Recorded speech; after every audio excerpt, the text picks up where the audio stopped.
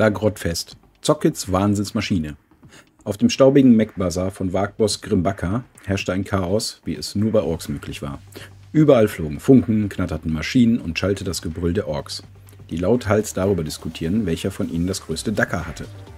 Doch in einer Ecke des Bazars, etwas abseits des großen Trubels, tobte das Grottfest, ein jährlicher Wettbewerb, bei dem die Grotts ihre verrücktesten Erfindungen vorstellten, um ihre Herren zu beeindrucken und vor allem nicht in den nächsten Reparaturjob verfrachtet zu werden, bei dem sie wahrscheinlich explodieren würden. Zoggit, ein besonders listiger und ehrgeiziger Grott, kauerte in seiner kleinen Werkstatt und wackelte fieberhaft an einem seiner Meisterstücken. Dies Jahr ist meins. Ich werd nicht.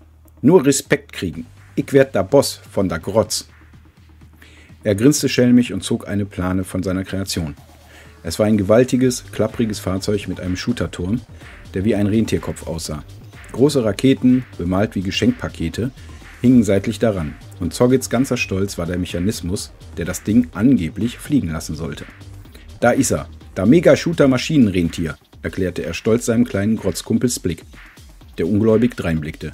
Aber Zoggit, das Ding ist ja noch nicht fertig. Und was, wenn das explodiert? Fragte Sblick skeptisch. Zoggit grunzte. Halt die Klappe, Sblick. Wenn et explodiert, dann ist das Teil so krass, dass sie mich trotzdem feiern. Er klopfte seinem Berg auf den rostigen Rumpf, was prompt einen Teil der Verkleidung abspringen ließ. Das war Absicht.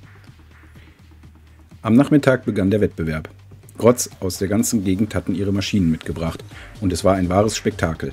Einer hatte eine Dacker-Raketenkarre gebaut, die auf den ersten Metern explodierte. Ein anderer präsentierte einen Mega-Klatschmecker, der einen riesigen Hammer schwang und zufällig seinen Erbauer traf. Die Orks brüllten vor Lachen, als die Grotts entweder in die Luft flogen oder panisch um ihr Leben rannten.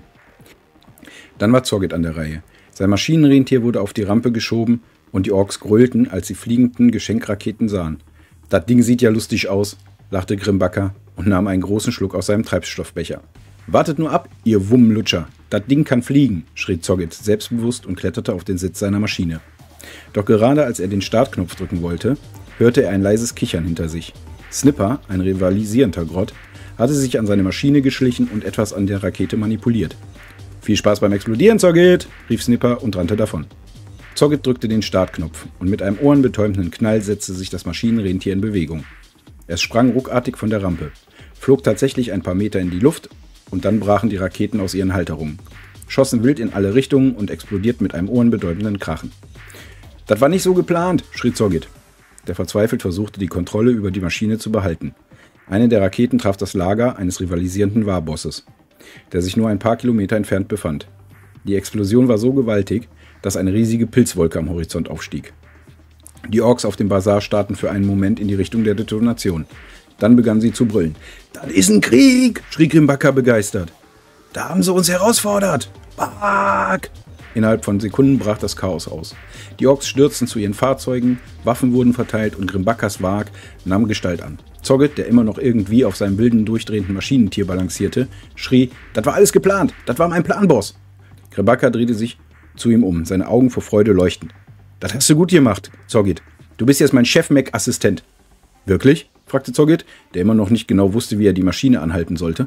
»Jo, aber wenn du nochmal sowas abfackelst und uns nicht vorher Bescheid sagst, dann schicke ich dir selber als Rakete los«, brüllte der Warboss und lachte schallend. Ende. Ja, ihr Lieben, ich wünsche euch einen schönen ersten Weihnachtstag und viel Spaß beim Grottfest. Bye, bye.